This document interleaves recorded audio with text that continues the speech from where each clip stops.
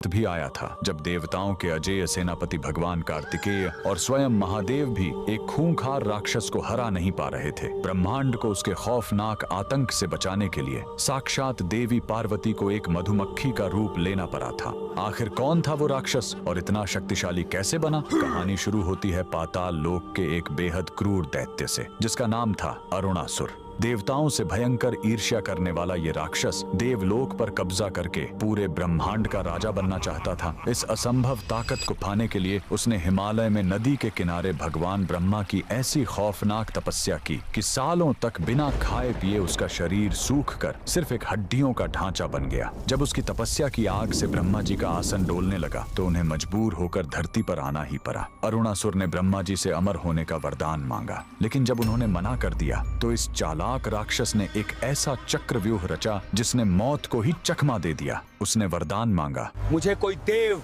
दानव या इंसान न मार सके, कोई 2 पैर वाला या 4 पैर वाला जीव मुझे न मार सके, और ब्रह्मांड का कोई भी अस्त्र शस्त्र मेरा शरीर न काट सके। यह असंभव वरदान पाते ही अरुणासुर को लगा कि वो सच में अमर हो गया है। उसने अपनी विशाल राक्षसी सेना लेकर स्वर्ग पर हमला कर दिया और देवताओं को बुरी तरह पीटकर वहां से भगा दिया। लेकिन उसका घमंड यहीं नहीं रुका। स्वर्ग को रौंदने के बाद उसने साक्षात महादेव के निवास कैलाश पर्वत पर हमला कर दिया। कैलाश पर भगवान शिव और कार्तिकेय ने उससे भयंकर युद्ध किया, लेकिन ब्रह्मा जी के वरदान के कारण शिव जी के बड़े बड़े अस्त्र भी उस पर बेअसर हो रहे थे। जब उस राक्षस का आतंक अपनी चरम सीमा पार कर गया, तब उसके वरदान का लॉजिक तोड़ने के लिए साक्षात माता पार्वती ने ब्रह्मांड का सबसे भयंकर अवतार लिया। उन्होंने एक विशाल मधुमक्खी का रूप धारण किया, जिसे पुराणों में माता ब्राह्मणी कहा गया है। माता ने कोई शस्त्र नहीं उठाया, बल्कि अपने शरीर से करोड़ों जहरीली मधुमक्खियों,